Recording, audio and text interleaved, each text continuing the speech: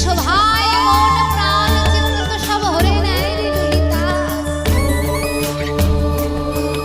আমার বধূ একবার যদি আমার নাম করে বসে বাজায়, আমি ঘরে থাকি বটে, কিন্তু আমার মন চলে যায় আমার বধূর রাখিল রাখি চরণে, তাকে সব কিছু আত্মসমর্পণ করে দেবার জন্য।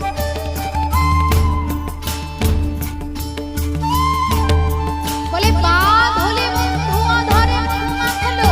আমার বধুর অধরটা কেমন রঙের জানিস? বাঁধুলি ফুলের মতো। বাঁধুলি ফুলটা কেমন?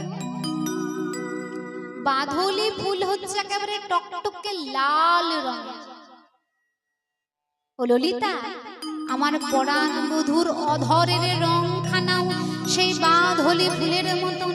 শুধু তাই নয়, সেই অধর দিয়ে আমার বধূ মধুর মধুর হাসে। কেমন জানিস আমার বধূ কি করে?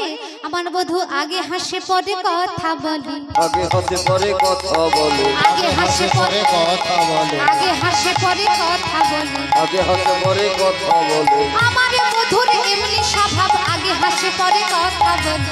আমার বধুর তেমনি স্বভাব, আগে হাসে পরে কথা বলে। বলি আমার বধূর এমনি স্বভাব, আগে হাসে পরে কথা বলে। বলি আমার বধূর এমনি স্বভাব, আগে হাসে পরে কথা বলে।